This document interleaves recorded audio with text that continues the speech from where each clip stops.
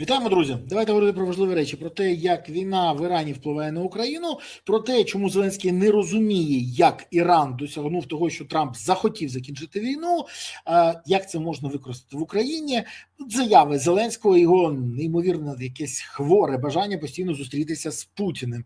Відповіді Путіна на це і про те, що вони поки не бачать великоднього перемир'я, а також про інше. Чи розблокована Верховна Рада і чи дійсно депутати Верховної Ради отримали гарантії, що їх не буде чіпати НАБУ та САП. Про це та інше будемо говорити сьогодні з викладачем, політологом, політичним оглядачем, просто дуже розумною людиною Євгеном Авдою. Вітаю, Євгена. Вітаю, слава Україні. Героям слава.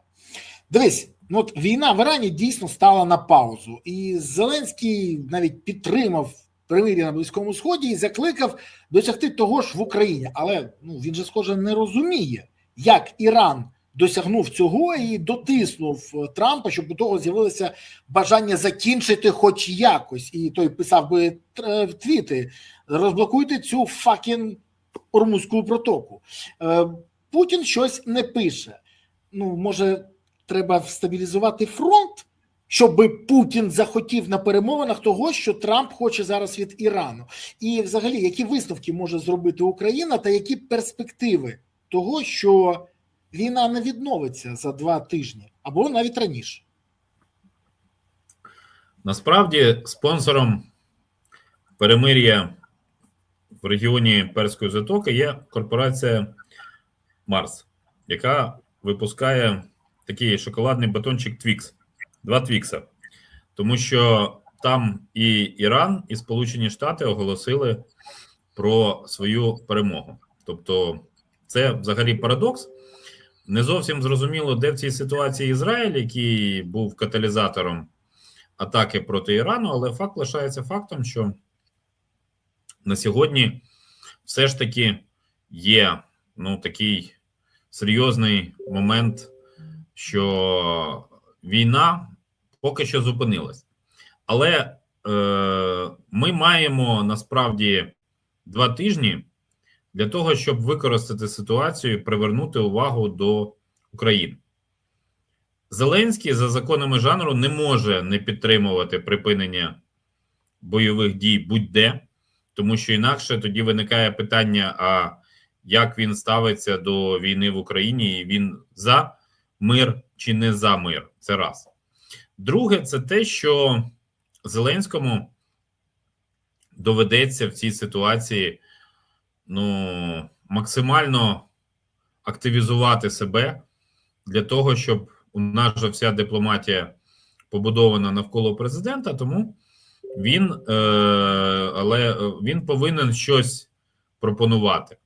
Його прагнення зустрітися з Путіним, про яке він говорить, воно насправді таке, в принципі... Ми про це, вибач, поговоримо пізніше, про заяви Зеленського, це окремо. Але зараз саме добре, домовили. Іран для нас така модель того, як в Україні не буде. Тому що Україна за 1500 днів широкомасштабного російського вторгнення з одного боку зуміла довести свою суб'єктність, а з іншого ми переконали, що наша суб'єктність дуже багатьом муляє, як камінець в черевику. І цей синьо-жовтий камінець в черевиках великих геополітичних гравців має збільшуватись, має ставати більш гострим. А для того, щоб це було, має бути внутрішня суб'єктність. З цим у нас на сьогоднішній момент проблеми. Хоч стріляйся. Це ж в мене була дискусія декілька днів тому з одним з чиновників Асамблеї НАТО, і я йому пояснював. Він каже, ти ж бачиш, що робить Іран? Я кажу, так, я бачу, але ми деякі речі не можемо зробити. Наприклад, ми не можемо обстрілювати сусідні країни. Це ненормально, це неадекватно. Це може дозволити собі такими терористичними діями вимагати потрібні умови Іран. Далі. Трамп не може дозволити собі сотні тисяч загиблих, а Путін може. І йому байдуже, якщо буде не сотні тисяч, а десятки мільйонів, йому дійсно байдуже. Він сфокусувався на своїй ідеї фікс і йде до неї. Але ж ми дійсно можемо зробити те, щоб ціна війни для Путіна стала настільки задорого, щоб він відмовився від неї хоч би на деякий період. Як це зробив Іран. Іран зробив умови для тиску, які би сталися на Трампа, і це стало задорого. В нього вибори попереду, ще щось. Нам не треба створювати тиск на вибори в Росії, тим більше, що вони виписані там заздалегідь, ці вибори, і всі знають, кого оберуть. Нам треба зробити так, щоб Путін, не можучи протиснутися на фронті, через стабілізований фронт, і через те, що постійні удари по його нафтопереробній промисловості, які знищують потенціал наповнення бюджету, як це, до речі, було в Усть-Лузі, це ідеальний приклад.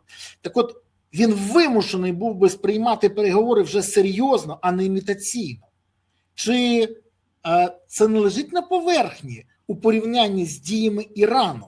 І якщо це так, то чому ж наша влада відмовляється від використання цього досвіду для досягнення потреб? Чи може не потрібний тоді кінець війни? Я думаю, що кінець війни потрібен мільйонам людей в Україні і дуже багатьом людям в усьому світі, які за нас вболівають. Але ти правий в тому, що використати іранський досвід ми не можемо. Тому що наш супротивник інший. Якщо Іран протидіє агресії двох держав, то ми протидіємо агресії Орди. І ця ординська ментальність, вона допомагає Росії, полонених використовувати, їх вербувати в лави російської армії, іноземців вербувати в лави російської армії. На жаль, мені дуже насправді прикро про це говорити, але низка заходів мобілізаційних з поповнення російської армії, вони виглядають більш раціонально, ніж те, що відбувається в Україні. Це насправді дуже і дуже прикро. Тому що наш людський ресурс апріорі менший за російський. І у нас є ще фактор демократичного суспільства, якого в Росії немає. Але Путін і його оточення так чи інакше змушені пам'ятати про руський бунт безсмисленний і безпощадний. І тому нам доведеться в цій ситуації діяти, я б сказав, асиметрично. У нас просто немає іншого виходу, як зміцнювати себе зсередини. А в процесі зміцнення себе зсередини у нас є труднощі. Тому що, наприклад, чому ми говоримо про, звучить, на кону 90 мільярдів євро, перепрошую, на 2 роки, які мають забезпечити багато питань, не просто соціалку, зарплату і так далі, а ще й зростання обороноздатності. Але у нас немає якоїсь кампанії, яка цьому підпорядкована. У нас немає. Тобто те, що було цього тижня пленарного, це так, монобільшість, псевдомонобільшість, вона нагадувала жабу в біологічному кабінеті, через яку пропустили електричний розряд, і вона там трошки посмикалась, щось там ухвалила, і все. І вже сьогодні на цьому все закінчилось. У нас немає у людей, які публічно присягалися захищати інтереси України, усвідомлення того, ким вони є. У нас немає для більшості з них усвідомлення, що вони не політики, а державні діячі. І коли починаються оці різноманітні заяви, сповнені пафосу, то, пафос – це в даному випадку добре. Але б дуже хотіло, якби ми могли експортувати пафос, то я думаю, на Кіпр, наприклад, в одноіменне місто, то ми могли б щось отримати. А так, поки що ми можемо отримувати тільки проблеми. І це труднощі, які нам треба вирішувати саме сьогодні. Дивись, я з тобою погоджуюсь. Єдиний момент, ми можемо використовувати навіть не досвід, а розуміння трендів, тенденцій. І коли ми бачимо, як може тиснути на Трампа, то ми можемо розуміти, як можна тиснути і на Путіна. При тому навіть не дзеркально, а ти правильно кажеш, асиметрично, але тиснути, примушуючи його до дій. Цього не відбувається. І коли ти кажеш про те, що повинна відбутися консолідація суспільства, ну так для цього потрібні ж не тільки гучні заяви, а й реальні дії. І це важливо. До речі, Дональд Фредович вже перейшов до реальних дій. Але спочатку хочу звернутися до наших глядачів. Друзі, ви дивитесь цей ефір. Не забувайте, будь ласка, ваша активність дуже важлива. Ну, по-перше, не забувайте підписуватись, ставити вподобайки, коментувати і поширювати. До речі, у Євгена Магди з'явився свій YouTube канал. В описі цього відео є посилання на його канал. Заходите, підписуєтесь і будете знати більше. Набагато більше, повірте. Друге. Напишіть в коментарях, звідки ви дивитесь зараз цей ефір, куди закинула вас доля. Як завжди, я чекаю місто, селище, країну, звідки ви спостерігаєте за нашою дискусією, обговорення тем. Пишіть, куди закинула вас доля. Зараз пишіть і зразу, Троєщина, де ти? Сьогодні щось вже другий день поспіль, Троєщина якось не поспішає бути першою. Це ненормально. Центр Всесвіту, а якось пасе задність. Неправильно. Щось змінюється. Інше теж пишіть, будь ласка, звідки ви дивитесь. Ну і що ви думаєте з цього приводу? Будьте активними, це важливо. Пасивних в Україні, ну, скажімо так, забагато.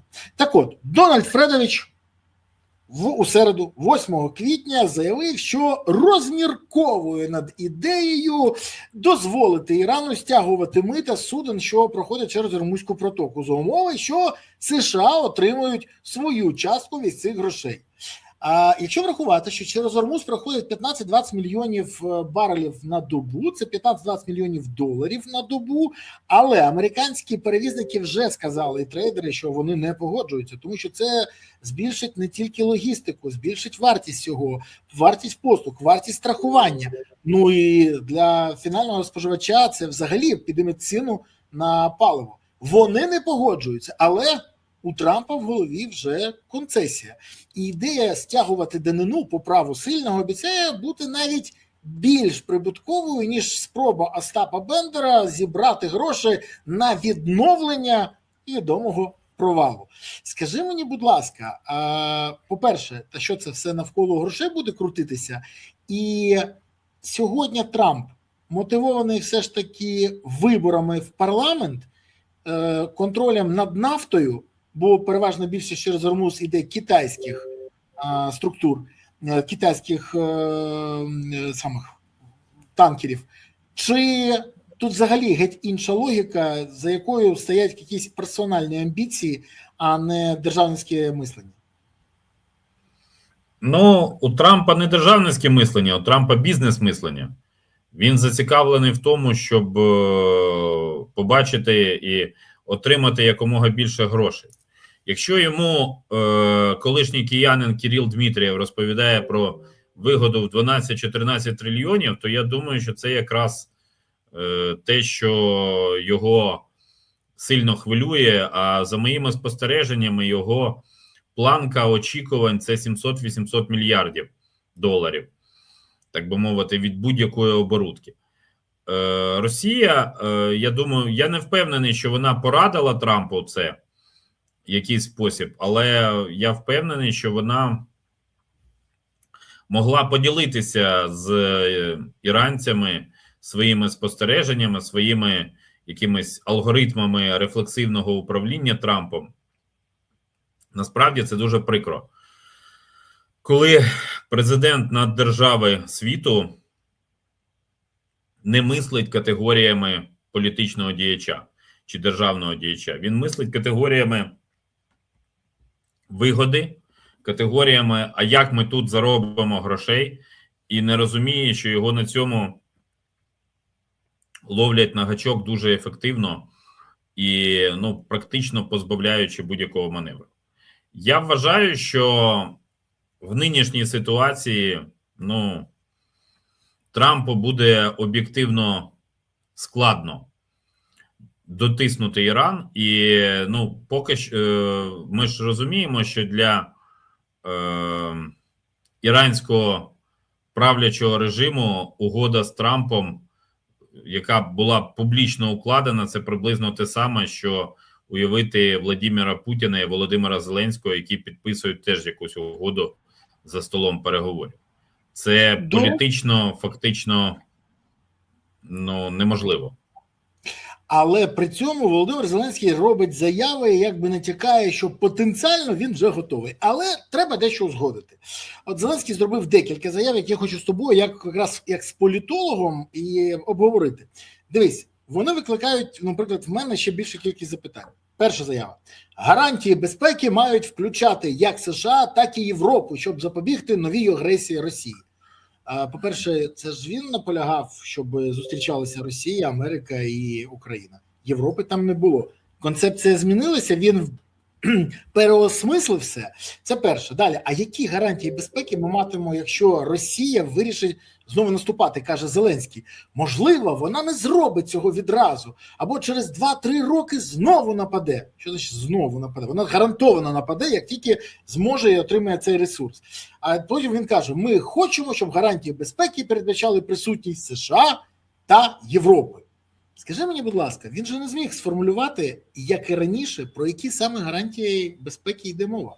Він не може їх назвати. Нікому і жодного разу не називав. Мої джерела на Вашингтонщині кажуть, що ті гарантії, які пропонували Сполучені Штати, якби його не задовільнили. А що тоді хоче Зеленський?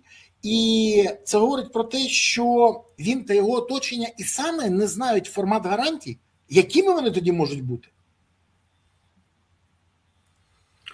Про те, що хоче Зеленський, краще питати Зеленського, бо Єрмака вже питати якось незручно, бо він звільнений з посади керівника президентського офісу. У Кирила Буданова вже минуло 100 днів. Да, минуло. Можна питати Кирила Буданова. Він же теж має розуміти, які гарантії нам потрібні, тим більше як учасник переговорів. Але ми за цим всім спостерігаємо. І я пам'ятаю заяву Володимира Зеленського, що безпекові гарантії узгоджені на 99%. Я не помиляюсь? 99%? Не помиляєшся. І, тобто, так, що саме тоді узгоджено на 99%? Я не зовсім розумію. Так ніхто не розуміє. Давай відверто, вибач, перебиваю, давай відверто. Заяви Зеленського дуже часто не співпадають з реальністю. Ми пам'ятаємо історію про те, що якщо буде блекаут в Києві, то буде блекаут в Москві. Ми пам'ятаємо історію, що Татаров вбивав в центрі Києва чеченців на початку повномасштабного вторгнення, хоча жодного кадирівця в центрі Києва не було, і де не в Київ навіть не заходили. Але ми пам'ятаємо все це. І 11 замахів на життя ми теж пам'ятаємо, яких бачив тільки Зеленський, хоча жодного тіла не було, жодних доказів, жодних судів, нічого не було. Але в голові Зеленського це живе якось, якось там уживається. То в мене запитання, може з гарантіями так само, він якісь гарантії бачить, а їх інші просто про них нічого не знають, може йому теж треба якось їх озвучити? У мене є одна хороша новина для прихильників нашого президента. Він в своїх розбіжностях з реальністю дуже схожий на Дональда Трампа. Але у Трампа, на жаль, набагато більше різноманітних можливостей. Кратно більше. І це його рятує щонайменше від імпічменту, у всякому разі поки що. У нас від імпічмента рятує закон, який свого часу ухвалили «Слуги народу», що в разі невдалого імпічменту тоді голова Верховної Ради має вибачитись перед президентом. Мабуть, парламентарії так не намагаються здійснити процедуру імпічменту, бо бережуть Руслана Стефанчука. Я не можу собі уявити, як він стає на колішки і цілує пантофлю Володимира Зеленського. Тому є з цим питання. Ми маємо починати з бази, яка називається національні інтереси. Наш національний інтерес на сьогоднішній момент – виживання в війні з Росією. Я думаю, всі це усвідомлюють. І тому треба, щоб представники політичного класу, насамперед влади, поставили собі питання. як говорить одна відома українська політикиня: любі мої, що ви зробили для того, щоб Україна перемогла в протистоянні з Росією? Відправили двушечку на Москву? Ну так тоді на кого ви ображаєтесь? У нас просто немає чіткого усвідомлення однієї простої речі. Якщо наші західні партнери не бачать, що ми самі хочемо виграти цю війну, чому ми вирішили, що вони будуть випадати з штанів і робити все для нас? Я не бачу таких перспектив, реально. Коли ти згадав політикиню, я думав, що ти розкажеш про базовий духи, ну якось там щось таке було, але ні, щось ну, це ти сказав, я промовчав в ефірі, а ну ти викладач, тобі можна. Але якщо без жартів, це потрібно, на жаль, поки не бачимо. Але дивись, у нього є ще одна хвора ідея фікс, яка, ну, мене відверто бентежить. Ну, тому що це дійсно щось таке вже таке хворе. Я готовий зустрітися з Путіним. Звісно, не у Москві, не у Києві. Але якщо він готовий зустрітися зі мною, то місць для цього багато, каже наш президент. І каже, ми можемо знайти таке місце на Близькому Сході, в Європі, у США, де завгодно. Скажи мені, будь ласка, я розумію, що шоумен не міняється. Він так і не може трансформуватися в президента і не розуміє, що Путіну ця зустріч не потрібна. Він знову мріє подивитися в очі Путіну та випрошує зустріч, якої не буде, замість того, щоб зайнятися вирішенням проблем мобілізації, СЗЧ, корупції на забезпеченні ЗСУ. Бо коли це буде вирішено, Путін захоче зустрітися вже, сам буде просити про зустріч. Звідки ця хвороблива схибність до зустрічі з Путіним? Це в президента на підкорці з часів, коли він в клубі веселих і кмітливих у Маслякова в Москві просив Путіна забрати його на колінах з України? Ні, я думаю, що ми не повинні все спрямовувати в такий спосіб, екстраполювати попередній досвід президента. У нас, наприклад, є неоднозначні і були неоднозначні дипломатки, які теж мають там різні особливості своєї біографії. До речі, не тільки у нас. Тобто, але в будь-якому випадку Дуже вибачте, в Італії в парламенті Чучеліна сиділа, порнозірка, яка дуже добре зналася на деяких питаннях, але в політиці так нічого і не досягла. Тому помилки бувають у кожної нації. Я це бачив неодноразово. До речі, бачив я і в інших країнах, коли обирали до парламенту або кудись призначали людей, ніяко кажучи, не відповідаючи. Але тут країна б'ється за виживання. І я мог би жартувати, не жартувати, але тут головне питання. Що з головою Зеленського, в якій живе ідея зустрічі з Путіним? На хіба? От для чого? Якщо зміниться від цієї зустрічі? Він що, не розуміє дійсно, що нічого? В його голові живе історія, що він зможе переконати. Капітан КВК переконає капітана КДБ. Ну дивись, той... Підполковника КДБ. А мать його так, хоч лейтенант. Ти розумієш, що він шизанутий, його не переконати. Все. Тому що відбувається? Я не можу через відсутність фахових знань сказати, що в голові у Зеленського. Тобто тут, я не знаю, може б кого запросити. Я думаю, кого б запросити, щоб людину не підставити. Я б Олега Покальчука радив, бо він як такий практикуючий антикризовий психолог, багато речей розуміє. Він був в мене на минулому тижні. Він дещо казав про цю історію. Сподіваюся, що він і далі буде служити Збройним силам України. Так от, і я скажу, що це та ситуація, коли з лимону треба формувати лимонад за правилами Дейла Карнегі. Ми маємо тоді говорити, що бомбардувати різними ідеями. У нас просто проблема в тому, що ми живемо в офісно-президентській республіці. І у нас вважають, що практично будь-яку значущу заяву має робити президент.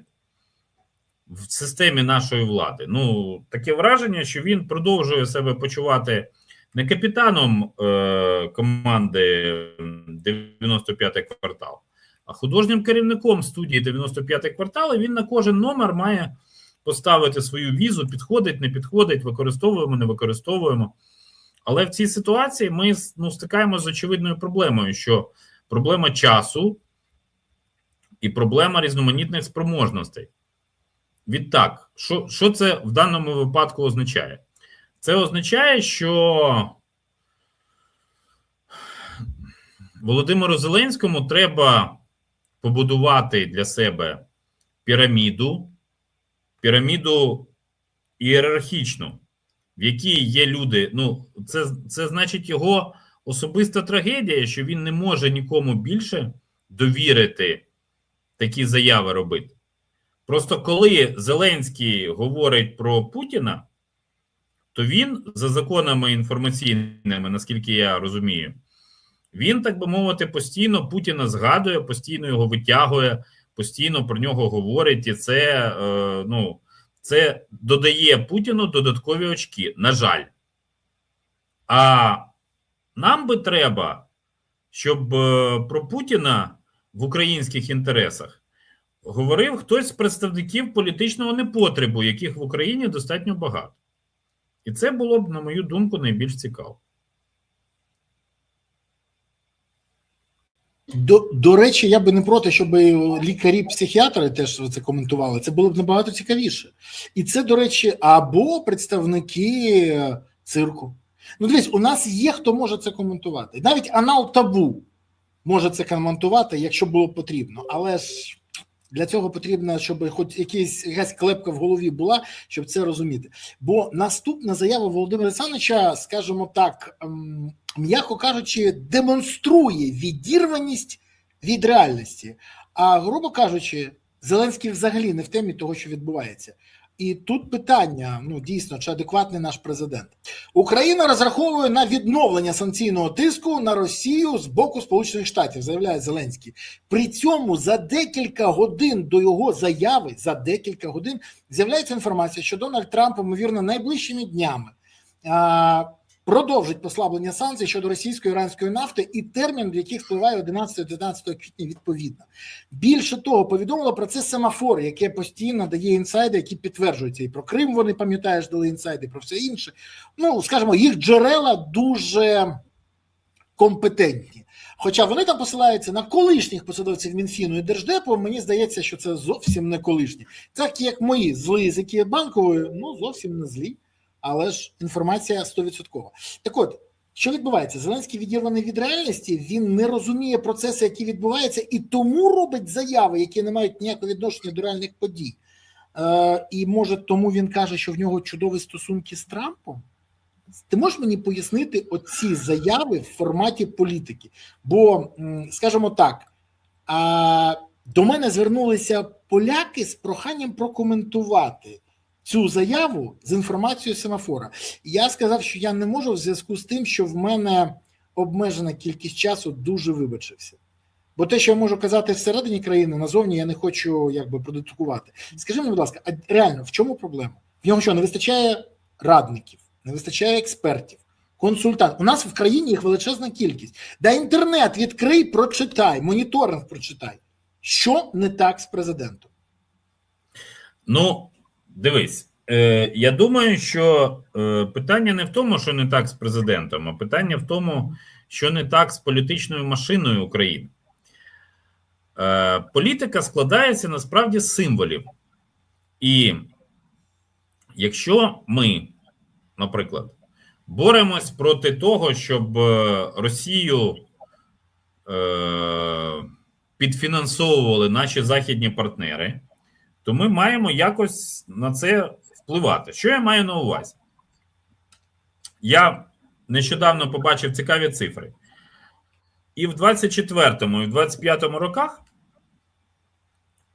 країни Європейського Союзу купили різної металургійної продукції в Росії на 2 мільярди євро. Кожен рік. Там коливання невелике. Чому вони її не купили? Чому вони її не купили в Україні, я не знаю. Але якщо ми хочемо, ми маємо не просто, щоб у нас купували металургійну продукцію, там просту, це що називається хляби і там і таке, ну, прості абсолютно речі, які не потребують високотехнологічної обробки, але дають реальні гроші в бюджет. Якщо ми хочемо, щоб це було у нас, то ми ж маємо в який спосіб це робити? Не просто там казати, ви там брюссельські... Створювати умови, я правильно розумію, для того, щоб вони були змотивовані. Створювати умови в який спосіб? Ми маємо обрати якусь сферу, запровадити санкції самі, показати і казати нашим партнерам, а вам слабо, от тоді це буде працювати. Без цього, ну, я думаю, що це просто нереалістично. Ти знаєш, ти все правильно кажеш. Єдине, що, ну, якщо, вибач, ну, ти ж не є профільним експертом цього питання, але для тебе це лежить на поверхні. Біля Зеленського є люди, які якраз мають профілізацію. Вони мовчать, вони навмисно саботують цю тему, чи просто це ніхто не підіймає. Я не можу зрозуміти це, дійсно не можу. Тому що я знаю деяких експертів там, і вони адекватні. Але, скажімо так, от вони бояться зі мною говорити, бо мені колись одним казали, кажуть, якщо дізнаються, що я з тобою привітався, мені потрібно буде писати заяву про звільнення. Я кажу, ти впевнений, може звільнити... А з якої посади, Слав, щоб розуміти радник, масштаб? Радник. Тобто з посади радника кого?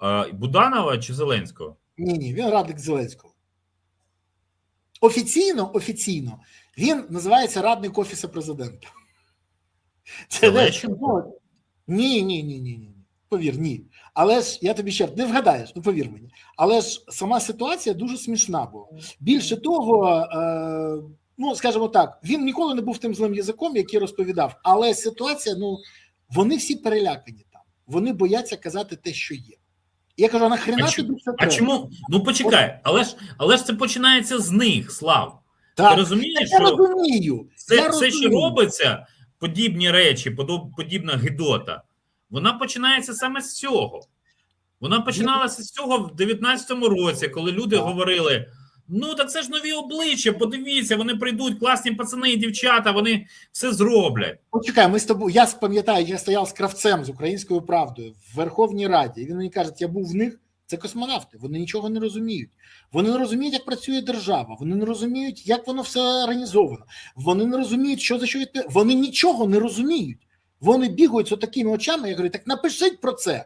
Не можна, люди порвуть. І от це до сих пор, до цього дня, от люди рвуть, да, от ця історія. Так от та людина, про яку я казав, вона мені тоді сказала, я не хочу пройти через те, що проходиш ти. Я не хочу, і все. І от це для багатьох мотивація. Вибач, але це велика проблема. Проблема в тому, що вони бояться, а страждає держава.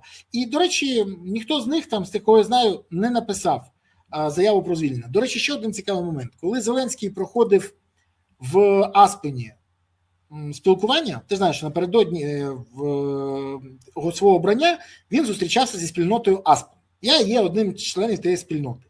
Я йому тоді сказав, от не треба себе нічого корчити, тут всі розумні люди. Кажи, як є. От все, що ти думаєш. Його розірвали, його там просто розірвали. Він був посміховиськом. Там історія страшна, там наші спільні з тобою знайомі можуть розповісти про це, як ставили запитання. Там взагалі був треш, коли як ти ставишся до фемінізму? Я фемініст? Що таке фемінізм? Я люблю жінок. Це окрема історія. Там багато було з такого, що реготав зал. Але він казав на повному серйозі. Про що я кажу? Коли він пішов, 99%, які спілкувалися, там було потім загальне спілкування, сказали, та ні, працювати з таким неможливо. Як тільки він обрався, черга з цих людей стояла і досі стоїть, щоб прислуговувати. Не служити державі, а прислуговувати трону. І частина з них так і прислуговується. Як і деякі європейські. От тому я прихильник партії пані і панове народу, а не слуги народу, розумієш? Погоджуюсь. Тому що з почуття власної гідності, тим більше після Революції Гідності, починається дуже багато речей. І коли ми говоримо про адміністрацію Трампа, де Вітков не розуміє, чому це Україна апелює термінами гідність, а потім приїжджає Венц і говорить, що вони б'ються за кілька квадратних кілометрів, це все речі, які, американці з їхньою армією і ядерною зброєю і Пітером Тілем, вони можуть собі дозволити бути такими космонавтами. А чому ми можемо дозволити собі бути такими космонавтами, коли у нас країна, по суті, живе в борг? Вже. У мене відповіді немає, тому що я не вважаю це правильним. І я вважаю, що ми втрачаємо зараз не лише час, а ще й можливості і життя українців через те, що ми втрачаємо можливості. Але ще раз, це вибір мудрого українського народу, який легітимно проголосував, і Зеленський обране у владу. Я одразу кажу, народ бачили очі, що купували, хай тепер хоч повилазять. То ж саме касається депутатів «Слуг народу». Це відносно, дивіться, це було все зрозуміло. Але це не стосується людей, яких призначають на посади. Вибір на виборах – це одне. Це кожен може сам себе відшмагати, як унтер-офіцерська вдовиця, якщо він голосував за таких людей, а потім... Але тут теж дуже тонка межа, що голосування за ту чи іншу людину – це не тавро на все життя. Погляди можуть змінюватись. Тобто, наприклад, Дмитро Разумков, один з архітекторів перемоги Зеленського. Він зараз що скаже про Зеленського? До прикладу, чи таких він людей... в програмі з'являється один з найбільших критиків Зеленського, до речі, дуже конструктивний, дуже влучний. І він змінив погляди свої. Але ще раз, слушай, дивись, Черчилль один з найкращих прикладів. Спочатку він з однією партією був, потім з іншою партією. Змінились погляди. І він про це писав відкрито. Я переосмислив, писав він. Але тут інша історія. Тут історія про те, що, на жаль, ти правий, люди, яких призначають, не мають гідності для себе, щоб визнати, що те, що відбувається, це проблема і помилка. Більше того, частина з них, яких викинути з обойми, потім розповідають про те, що Зеленський найкращий президент, сподіваючись, що той поверне їх до обойми. І виглядять настільки погано, що залишки поваги до них зникають остаточно. І це велика проблема. Але дивись, у нас же це не єдина історія. У нас є проблема, яку треба вирішувати не просто сьогодні або завтра, вчора треба було вирішувати. Це проблема з ТЦК. Зеленський досі жодного слова не сказав про вбитих представників ТЦК, військовослужбовців ТЦК. Жодного слова. Про напади жодного слова. Про використання необґрунтованої сили з боку ТЦК жодного слова. Взагалі, він мовчить про всі проблеми. Про побиття, про покарання, про все. Він мовчить, він переляканий. Тоді він думає про вибори, а не про... Тоді він політик, а не державний діяч. Бінго! Але державі від цього шкода. І зараз замість реальних змін відбувається знову імітація бурхливих дій. Стало відомо, що ТЦК реформують та розділять соціальну функцію та функцію призиву. Замість ТЦК з'явиться офіс призиву або офіс комплектування. Ти бачиш, от буде точно слово «офіс». Це ідея з Офісу президента. В них всюди офіси. Офіс президента, офіс генпрокурора, офіс простих рішень, бек-офіс Міндіча і Алібаби. Офіси є, ефективних дій в інтересах держави немає. До речі, а ти знаєш, скільки часу і грошей знадобилось для переформатування військкоматів у ТЦК? Роки. Але вже Рахамія повідомив, що 2 мільйони ухилянтів знимуть з розшуку. Такий пряник дають, про батіг поки мовчать. То що це за рішення і як вони допоможуть, і чи допоможуть вони вирішити проблему? Бо мені здається, у нас незабаром можуть бути знову і напади на військовослужбовців ТЦК, і побиття до втрати свідомості мобілізованих, і необґрунтовані напади. Ми бачили, що на Балуха напали і побили взагалі. То в мене запитання до тебе. А скажи, будь ласка, вони що, будуть просто спостерігати, як проблема заглиблюється? Можуть не просто спостерігати, а зацікавлено. Це ж теж Зацікавлено в чиїх інтересах, бо в Кремлі кожну проблему з ТЦК підсвічують і аплодують їй. Більше того, коли Зеленський зірвав мобілізацію, розігнавши всіх військомів, які були, відкурковували найдорожче. 23-й рік, так. Відкурковували найдорожче шампанське в Кремлі. Про це казали всі. Це була найкраща спецоперація, яку протягнули. Чому Зеленський, хто йому порадив, досі невідомо, але він був в захваті і Кремль йому аплодував. Потім, коли він відмовився мобілізувати протягом року 450 тисяч людей, навчати їх від півроку до року, як пропонував Генштаб, начальник Генштабу Шаптала, головком Залужний. І вони пояснювали тоді, якщо ми це не зробимо, ми втратимо Авдіївку, Солідар, все інше. Так і відбулося. Зеленський розуміє, що це наслідки його дій. Зараз знову мовчання і знову погіршення ситуації. Слушай, давай відверто казати. Він штовхає країну до наступних проблем. Ситуація, якщо не покращиться, якщо не з'являться мотиваційні програми, якщо не з'явиться, а мотивувати можна або, ти знаєш, матеріально, або страхом відповідальності. Інших мотивацій не існує. Але це треба робити. І нічого немає. Військовим не підіймають навіть зарплатню, підіймають кому завгодно. Депутатам, помічникам, правоохоронцям, прокурорам з псевдоінвалідністю. Про військових мовчать. То скажи мені, будь ласка, як можна вирішити проблему, якщо не просто її ігнорувати, а навпаки заглублювати її? Я не знаю, в мене дійсно це проблема. І я тобі скажу більше. Я коли говорю з військовими, вони кажуть тільки одне: ну ми ж закінчуємось. Ми не бачимо зранку до ночі по всіх каналах зв'язку, які тільки є, щоб розповідали про те, що відбувається на фронті. У нас навпаки ще заява головкома Сирського: ми перехопили стратегічну ініціативу. На окремому участку фронту так. А про інше чому мовчать? А про те, що як поповнення відбувається, чому мовчать? А про те, що Рубікон робить зараз з нашими пілотами, чому мовчать? А про те, що не вистачає пілотів не вистачає, лікарів не вистачає, діловодів не вистачає. Євгена, діловодів, це взагалі треба, це не піхота, не пілот. Діловоди, ремонтники, зв'язківці. Мені комбриги розповідають, які вакансії зараз вільні, це взагалі не бойові посади. Але нема людей. Може, ми маємо звернутися до вищого навчального закладу, який закінчив Володимир Олександрович Зеленський, і спитати, яка в нього була оцінка з менеджменту, чи з основ держави і права? Може, в цьому все коріння? Ну, хто ж його брифінгував, я використаю таке модне слово. Не можна ж за 1500 днів широкомасштабного вторгнення не торкнутися цієї теми взагалі свідомо. Ну, я так думаю, що не можна. Чи можна? Ну, Володимир Олександрович довів, що можна. Більше того, він доводить, що йому це вдається. Я не знаю, як це може статися. І дійсно, не розумію, для мене загадка. От я тобі чесно кажу, для мене це загадка.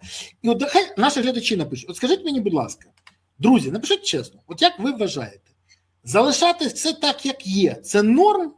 Чи все ж таки треба займатися цими питаннями, вирішувати їх навіть стратою рейтингу або втратою якоїсь там долі популярності серед свого електорату, але рятуючи країну? Ну тому що гарні реляції, якими зараз наповнений інформаційний простір, трохи не відповідають дійсності. Так, Україна нещадно б'є по нафтопереробній галузі Росії. Так, Україна перемагає на деяких ділянках фронту. Але фраза «деякі» – це не стабілізація фронту і не весь фронт. Нам просто не вистачає людей. Якщо б зараз вистачило людей, ми б вже дійсно перемагали. І гнали б росіян в бік Москви. Але ж цього не відбувається. Добре, що і у Росії величезна кількість проблем з поповненням. Це нас рятує. Ще більше нас рятує, що в них тотальна корупція на всіх напрямках. Це дійсно. Але сподіваючись, що тільки проблеми ворога нам допоможуть, замість того, щоб вирішувати свої, мені здається, важко досягнути позитивного результату. Ну просто, от знаєш, я торкнусь однієї ініціативи Міністерства оборони, куди прийшов Михайло Федоров, якого там очікують від нього серйозних проривів. І він сказав, що ми збираємось конкурувати, ми збираємось в тому числі залучати іноземних громадян. Ця ідея, безумовно, має право на життя, але ж Росія це робить вже протягом тривалого часу. У нас теж є іноземні добровольці. Проте, мені здається, що це саме добровольці, а Росія густим гребінцем забирає людей з країн глобального півдня. І ми що, ми готові тут поконкурувати з сумою контракту? Чесно кажучи, на жаль, є сумніви. І, доки в нашій державі не буде наростати розуміння того, що ми не повинні забувати про те, що Росія веде проти України екзистенційну війну, ми будемо стикатися з проблемами. Це, на жаль, реальність. Ти правий, а ще треба додати, що поки триває протистояння між Фьодоровим і Сирським, бо Фьодоров хотів збити Сирського, а Сирський заручився підтримкою з боку Зеленського, і це не вдається, то, як сказав один з командуючих родів військ, в мирний час така конкуренція була б корисна країні. Під час війни це трагедія. Мені здається, що ми постійно живемо в трагедії. Це 100% ненормально. Друзі, напишіть, будь ласка, що ви думаєте з цього приводу, і напишіть, звідки ви дивитесь цей ефір. Пишіть, це важливо. І дякую, що підписуєтесь і на мій канал, і на канал Євгена Мада. В описі є посилання на його канал. Пишіть, коментуйте, поширюйте, підписуйтесь. Дякую, що ви активні і не пасивні. Пане Євгене, скажи мені, будь ласка, вже ні для кого не секрет, що депутати проголосували за один закон з тих, який потрібен був для голосування для МВФ, і за півзакону він пройшов перше читання, але деякі закони взагалі не пройшли, це про ФОПів, це про посилки. При цьому всім відомо, що депутатам пропонують зараз 5 мільйонів гривень так званого соцпакету на округ, який вони можуть використати, як вони вважають, направити на потрібні їм компанії, на потрібні напрямки. Різні історії є. Раніше це зазвучало стабільно. Підкуп. Оце був підкуп. Зараз так само, але з врахуванням нюансів сьогодення.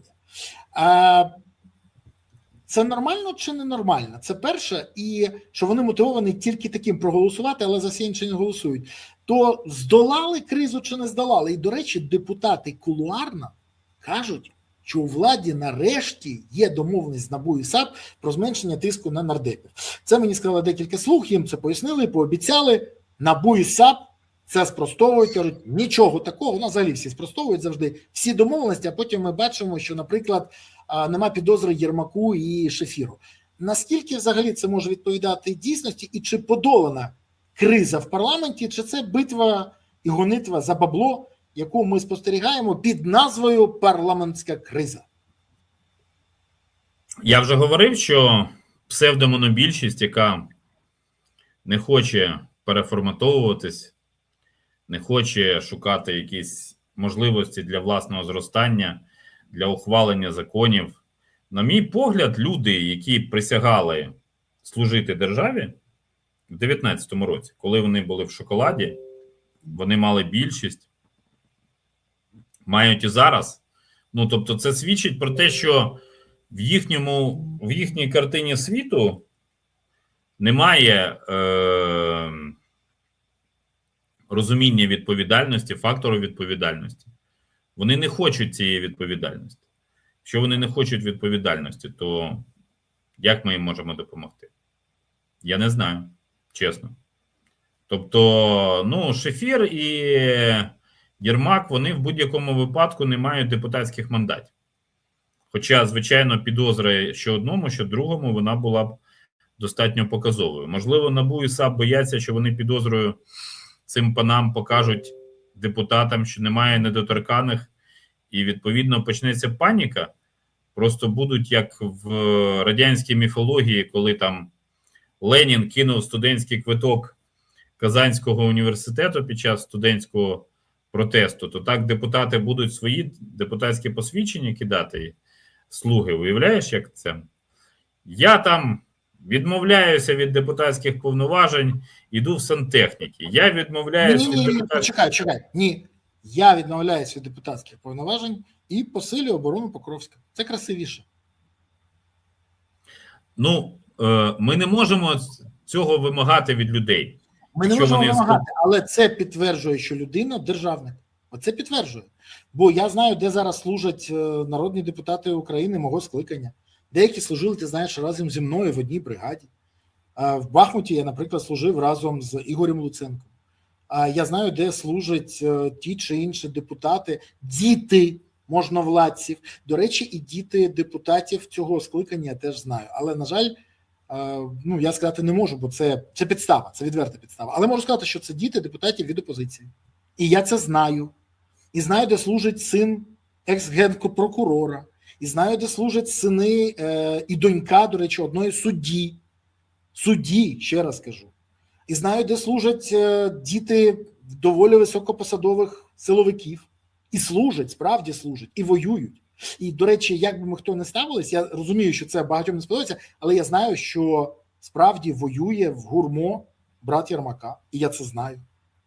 І більше того, знаю, що Єрмак йому не допомагає грошима. Це взагалі окрема історія, бо той вимушений зробити збори для того, щоб там закривати якісь питання. Це не жарт. Мені коли гурівці про це розповідали і там доводили, я був трохи шокований. Але питання в іншому. Питання в тому, що ці люди залишилися тими всіми випадковими пасажирами, які потрапили на автобусі під назвою Володимир Зеленський до влади і ніяк не змінилися. А більше того, вони частково, частина з них досі бачить себе частиною майбутнього України, майбутньої політики України. Я не жартую. Люди завжди різні. І основа демократії полягає в тому, що ми маємо усвідомлювати, що люди різні. Власне, я ненавмисне пожартував про депутатів, що вони, мовляв, будуть скидати з себе депутатські повноваження, але я думаю, що чим ближче до осені, тим більше буде запит на те, щоб люди показали себе якось, ну, що вони ще можуть робити за цей час. Тому що у мене є таке відчуття, що рішення, які ухвалюються, а ще гірше не ухвалюються Верховною Радою, вони суттєво загострюють ситуацію. Тому ми, ну, опиняємось в пастці.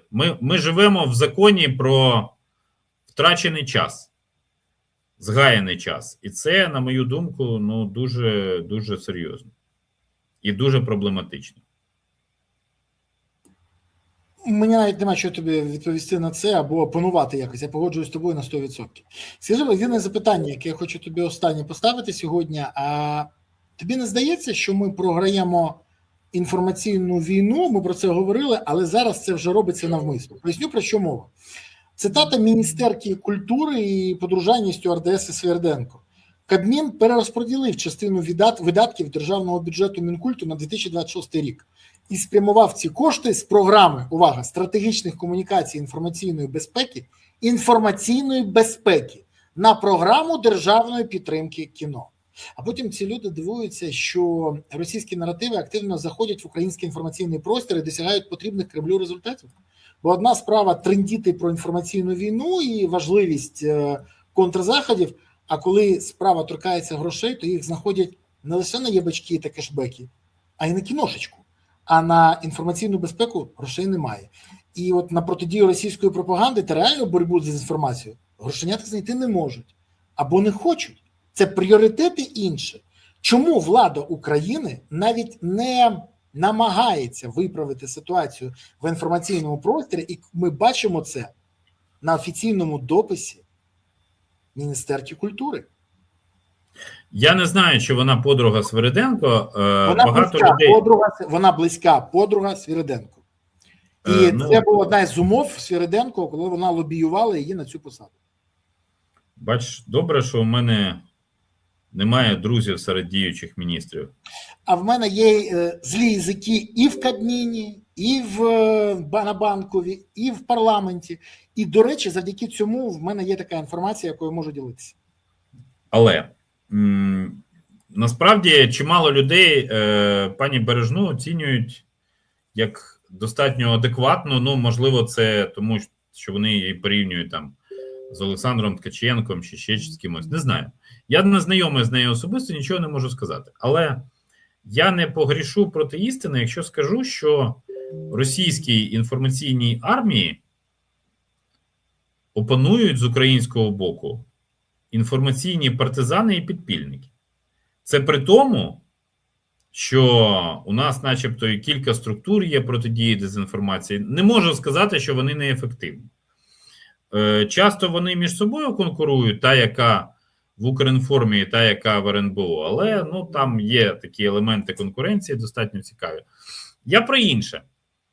Ти ж розумієш, наскільки це викривлено в форматі державного управління, якщо сам президент знаходить час, попри все, придумати словосполучення «1000 весна», і під це знаходять,